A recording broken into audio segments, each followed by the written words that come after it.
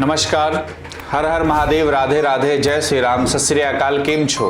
मैं आशा करता हूँ आप सब ठीक होंगे, स्वस्थ होंगे और अपनों का ख्याल रख रहे होंगे। साथ ही खुद भी पॉजिटिव होंगे और आसपास के लोगों को भी पॉजिटिव रख रहे होंगे। आज आपके लिए मैं आचार्य राजकुमार कुछ ऐसा लेकर हाजिर हुआ हूँ कि कैलाश मानसरोवर का इतिहास आखिर हिंदुओं के लिए क्यों है इतना पवित्र स्थल। भगवान शंकर के निवास स्थान कैलाश पर्वत के पास स्थित है। कैलाश मानसरोवर यह अद्भुत स्थान रहस्यों से भरा है। कैलाश पर्वत दुनिया के 4 मुख्य धर्मों हिंदू, जैन, बौद्ध और सिख धर्म का धार्मिक केंद्र है। तो आइए जानते हैं कि मानसरोवर की यात्रा, रहस्य, इतिहास, पौराणिक और वैज्ञानिक मान्यताओं के बारे में विस्तार से चर्चा हम इस वीडियो के माध्यम से करेंगे। पौराणिक मान्यताओं के अनुसार इसी के पास कुबेर की नगरी है। यहीं से महाविष्णु के कर कमलों से निकलकर गंगा कैलाश पर्वत की चोटी पर गिरती है, जहां प्रभु उन्हें अपनी जटाओं में भर धरती में निर्मल धारा के रूप में प्रवाहित करते हैं। कैलाश पर्वत के ऊपर स्वर्ग और नीचे मृत्युलोक है। शिव पुराण, स्कंद पुराण, मत्स्य पुराण आदि में कैलाश खंड नाम से अलग ही अध्याय है, जहां इसकी महिमा का गुणगान किया गया है। कैलाश पर्वत पर साक्षात भगवान शंकर विराजे हैं, जिसके ऊपर स्वर्ग और नीचे मृत्युलोक है। इसकी बाहरी परिधि 52 किलोमीटर है। मानसरोवर पहाड़ों से घिरी झील है, जो पुराणों में क्षीर सागर के नाम से वर्णित है। क्षीर सागर कैलाश से 40 किलोमीटर की दूरी पर है। इसी में शेष शैया पर विष्णु व लक्ष्मी विराजित हो पूरे संसार को संचालित कर रहे हैं। यह क्षीर सागर विष्णु का अस्थायी निवास है। कैलाश पर्वत के दक्षिण भाग को नीलम, पूर्व भाग को क्रिस्टल, पश्चिम को रूबी और उत्तर को स्वर्ण रूप में माना जाता है। इस पावन स्थल को भारतीय दर्शन के हृदय की उपमा दी जाती है, जिसमें भारतीय सभ्यता की झलक प्रतिबिंबित होती है। कैलाश पर्वत की तलहटी में कल्प वृक्ष लगा हुआ है। बौद्ध धर्मावलंबियों अनुसार इसके केंद्र में एक वृक्ष है, जिसके फलों के चिकित्सीय गुण सभी प्रकार के शारीरिक व मानसिक रोगों का उपचार करने में सक्षम है। तिब्बतियों की मानना है कि वहां के एक संत कवि ने वर्षों गुफा में रहकर तपस्या की थी।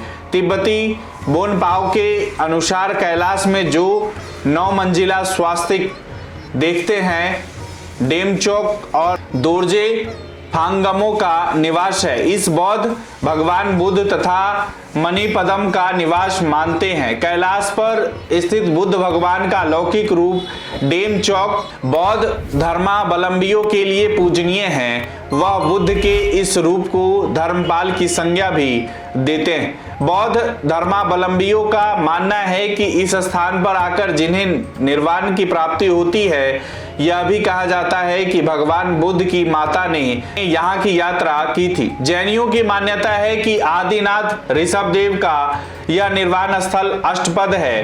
कहते हैं ऋषभदेव ने 8 पग में कैलाश की यात्रा की थी। हिंदू धर्म के अनुयायियों की मान्यता है कि कैलाश पर्वत मेरु पर्वत है, जो ब्रह्मांड की धुरी है और यह भगवान शंकर का प्रमुख निवास स्थान है। यहाँ देवी सती के शरीर का दायां हाथ गिरा था, इसलिए यहाँ एक पाषाण शिला को उसका स्वरूप मानकर पूजा जाता है। यहाँ शक्तिपीठ, कुछ लोगों का मानना यह भी है कि गुरु नानक ने भी यहाँ कुछ दिन रुककर ध्यान किया था, इसीलिए सिखों के लिए भी यह पवित्र स्थान है। वैज्ञानिक मान्यता की बात करें तो वैज्ञानिक के अनुसार यह स्थान धरती का केंद्र है। धरती के एक ओर उत्तरी ध्रुव तो दूसरी ओर दक्षिणी ध्रुव है। दोनों के बीचों बीच स्थित है हिमालय। हिमालय का केंद्र है कैलाश पर्वत और मानसरोवर। वैज्ञानिक मानते हैं कि भारतीय उपमहाद्वीप के चारों ओर पहले समुद्र होता था। इसके रसिया से टकराने से हिमालय का निर्माण हुआ। यह घटना अनुमानतः 10 करोड़ वर्ष पूर्व घटी थी। यह एक ऐसा भी केंद्र है जिसे एक्सिस मुंडी कहा जाता है। एक्सिस मुंडी अर्थात दुनिया की नाभि या आकाशीय ध्रुव और भौगोलिक ध्रुव की का केंद्र भी कहा जाता है। यह आकाश और पृथ्वी के बीच का संबंध एक बिंदु है जहां 10 दिशाएं मिल जाती है। रसिया के वैज्ञानिकों के अनुसार एक्सिस मुंडी वह स्थान है जहां अलौकिक शक्ति का प्रभाव होता है और आप उन शक्तियों के साथ संपर्क कर सकते हैं। कैलाश पर्वत और उसके आसपास के वातावरण पर अध्ययन कर चुके रसिया के वैज्ञानिकों ने जब तिब्बत के मंदिरों में धर्मगुरुओं से मुलाकात की तो उन्होंने बताया कि कैलाश पर्वत के चारों ओर एक अलौकिक शक्ति का प्रभाव होता है जिसमें तपस्वी आज भी आध्यात्मिक गुरुओं के साथ टेलीपैथिक संपर्क करते हैं। यदि आप कैलाश पर्वत या मानसरोवर झील के क्षेत्र में जाएंगे तो आपको निरंतर एक आवाज सुनाई देगी जैसे कि कहीं आसपास में एरोप्लेन उड़ रहा हो, लेकिन ध्यान से सुनने पर यह आवाज डमरू या ओम की ध्वनि जैसी होती है।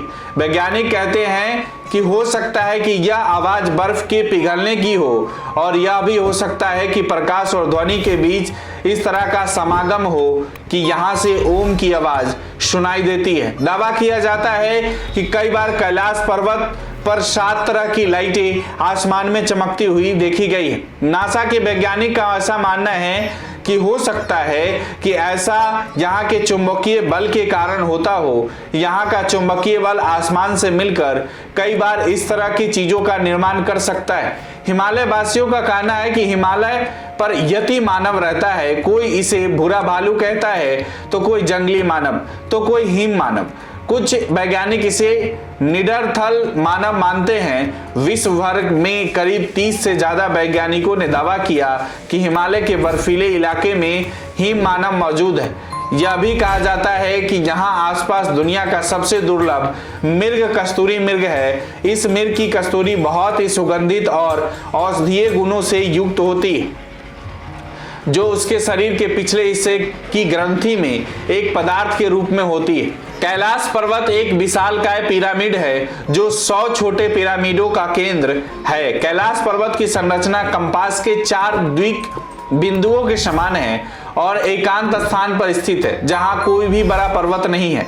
कैलाश पर्वत समुद्र सतह से 22,068 फुट ऊंचा है तथा हिमालय से उत्तरी क्षेत्र में तिब्बत में स्थित है। चूंकि तिब्बत चीन के अधीन है अतः कैलाश चीन में आता है। मानसरोवर झील से घिरा होना कैलाश पर्वत की धार्मिक महत्ता को और अधिक बढ़ाता है। यहाँ चारों तरफ कल्पना से भी ऊंचे बर्फीले पहाड़ है। पहाड़ों की ऊंचाई 35,000 मीटर से भी अधिक है। कैलाश पर्वत की ऊंचाई तो लगभग 22,028 फुट है। इस कैलाश पर्वत की 4 दिशाओं से 4 नदियां का उद्गम हुआ है, ब्रह्मपुत्र, सिंधु, सतलज व करनाली। इस नदियों से ही गंगा, सरस्वती सहित चीन की अन्य नदियां भी निकली। कैलाश की चारों दिशाओं में विभिन्न जानवरों के मुख है जिसमें से नदियों का उद्गम होता है। पूर्व में अश्वमुख है, पश्चिम में हाथी का मुख है, उत्तर में सिंह का मुख और दक्षिण में मोर का मुख है। कैलाश मानसरोवर के पास ही यम द्वार है। यहीं से होकर कैलाश स्पर्श स्थान तथा कैलाश जी की परिक्रमा शुरू करना होती है। यम द्वार से करीब 12 किलोमीटर की यात्रा प्रारंभ होती है। सुनसान रास्ते के दोनों तरफ पथरीले और बर्फ से ढके पहाड़ दिखाई देते हैं। दोनों पहाड़ों के बीच बर्फ की नदी अपने अस्तित्व का एहसास कराती है और कैलाश की संपूर्ण परिक्रमा लगभग 50 किलोमीटर की है जिसे यात्री प्रायः 3 दिनों में पूरा करते हैं। यह परिक्रमा कैलाश शिखर के चारों ओर में कमलाकार शिखरों के साथ होती है। कैलाश शिखर अपृष्य है और यात्रा मार्ग से लगभग 2.5 किलोमीटर की सीधी चढ़ाई करके ही इसे स्पर्श किया जा सकता है। यह चढ़ाई पर्वतारोहण की विशिष्ट तैयारी के बिना संभव नहीं है। मानसरोवर झील का इतिहास की अगर बात करें तो मानसरोवर झील लगभग 320 वर्ग किलोमीटर के क्षेत्र में फैली हुई है। इसके उत्तर में कैलाश पर्वत तथा पश्चिम में रक्षातल झील है। संस्कृत शब्द मानसरोवर मानस तथा सरोवर को मिलकर बना। इसका शाब्दिक अर्थ होता है मन का सरोवर। कहते हैं कि मानसरोवर वह झील है जहां माता पार्वती स्नान करती थी और मान्यता अनुसार वह आज भी करती है। वैज्ञानिक कहते हैं कि यह अभी तक रहस्य है कि ये झीलें प्राकृतिक तौर पर निर्मित हुई या ऐसा इन्हें बनाया गया। हालांकि पुराणों के अनुसार समुद्र तल से 17,000 फुट की ऊंचाई पर स्थित 300 फुट गहरे मीठे पानी की इस मानसरोवर झील की उत्पत्ति भगीरथ की तपस्या से भगवान शिव के प्रसन्न होने पर हुई थी। पुराणों के अनुसार भगवान शंकर द्वारा प्रकट किए गए जल के वेग से जो झील बनी, कालांतर में उसी का नाम मानसरोवर हुआ। एक अन्य मान्यता के अनुसार परम पिता परमेश्वर के आनंद अश्रुओं को भगवान ब्रह्मा ने अपने कमंडल में रख लिया था तथा इसे भूलोक पर त्रिय अष्टकम यानी तिब्बत स्वर्ग समान स्थल पर मानसरोवर की स्थापना की। शाक्त ग्रंथ के अनुसार देवी सती का दायां हाथ इसी स्थान पर गिरा था जिससे यह झील तैयार हुआ। इसीलिए यहाँ एक पाषाण शिला को उसका रूप मानकर पूजा जाता है। इसीलिए इस 51 शक्ति पीठों में से एक माना जाता है। मान्यता है कि कोई व्यक्ति मानसरोवर में एक बार डुबकी लगा ले तो वह रुद्रलोक पहुंच सकता है। मानसरोवर पहाड़ों से घिरी झील जिसे पुराणकर क्षीर सागर कहते हैं। ऐसा माना जाता है कि महाराज माधांता ने मानसरोवर झील की खोज की और कई वर्षों तक इसके किनारे तपस्या की थी, जो कि इन पर्वतों की तलहटी में स्थित है। यहाँ 2 सरोवर मुख्य है। पहला मानसरोवर जो दुनिया की शुद्ध पानी की उच्चतम झीलों में से एक है और जिसका आकार सूर्य के समान है। दूसरा, यहाँ पर लगभग 225 वर्ग किलोमीटर क्षेत्र, 84 किलोमीटर परिधि तथा 150 फुट गहरी राक्षस नामक झील जो दुनिया के खारे पानी की उच्चतम झीलों में से एक है और जिसका आकार चंद्र के समान है। ये दोनों झीलें सौर और चंद्र के बल को प्रदर्शित करती है, जिसका संबंध सकारात्मक और नकारात्मक ऊर्जा से है। जब दक्षिण से देखते हैं तो एक स्वास्तिक चिन्ह वास्तव में देखा जा सकता है।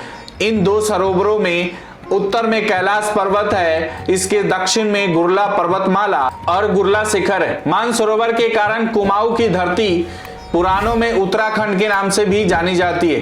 यदि यात्रा पर जा रहे हैं तो आपको क्या करना चाहिए? यह यात्रा उत्तराखंड, हिमाचल, सिक्किम और नेपाल के काठमांडू से प्रारंभ होती है। इसमें सिक्किम के नाथुला दर्रा से जाना सबसे सुरक्षित है। यदि आप कैलाश मानसरोवर जा रहे हैं तो आपको 75 किलोमीटर पैदल मार्ग पर चलने और पहाड़ियों पर चढ़ने के लिए तैयार रहना होगा। इसके लिए जरूरी है कि आपका शरीर मजबूत और हर तरह के वातावरण और थकान को सहन करने वाला हो।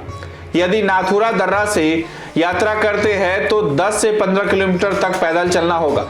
यहाँ पर ऑक्सीजन की मात्रा काफी कम हो जाती है, जिससे सिर दर्द, सांस लेने में तकलीफ और परेशानियां प्रारंभ हो सकती है। यहाँ का तापमान 0 से नीचे -2 सेंटीग्रेड तक हो सकता है, इसीलिए ऑक्सीजन सिलेंडर भी साथ होना जरूरी है। साथ ही मुंह से बजाने की एक सीटी व कपूर की थैली आगे पीछे होने पर सांस भरने पर उपयोग की जाती है। आवश्यक सामग्री, गर्म कपड़े आदि रखें और अपनी शारीरिक क्षमता के अनुसार घोड़े पिट्ठू किराए से ले। यह यात्रा भारत और चीन के विदेश मंत्रालय द्वारा आयोजित की जाती है। इधर इस सीमा का संचालन भारतीय सीमा तक कुमाऊं मंडल विकास निगम द्वारा किया जाता है, जबकि तिब्बती क्षेत्र में चीन की पर्यटक एजेंसी इस यात्रा की व्यवस्था करती है।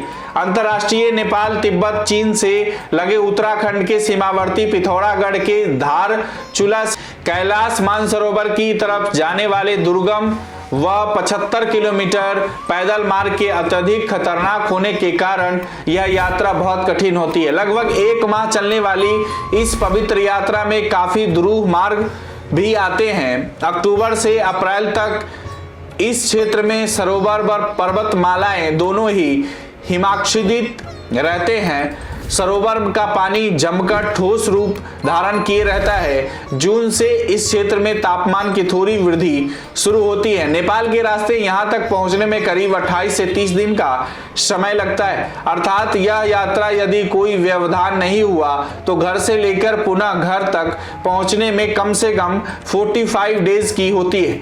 नाथुला दर्रा से जाने के लिए आप सीधे सिक्किम पहुंचकर भी यात्रा शुरू कर सकते हैं। कैलाश मानसरोवर यात्रा के लिए नाथुला दर्रा भारत और तिब्बत के बीच एक बड़ा आवाजाही का गलियारा था, जिसे 1962 के युद्ध के बाद बंद कर दिया गया था, लेकिन मोदी सरकार के प्रयासों से यह पुनः खोल दिया गया है। फिलहाल डोकलाम विवाद के बाद यह रास्ता पुनः बंद कर दिया गया है। भारत सरकार सड़क मार्ग द्वारा मानसरोवर यात्रा प्रतिबंधित करती है। आप वायु मार्ग द्वारा काठमांडू तक पहुंचकर वहां से सड़क मार्ग द्वारा मानसरोवर झील तक जा सकते हैं। कैलाश तक जाने के लिए हेलीकॉप्टर की सुविधा भी ली जा सकती है।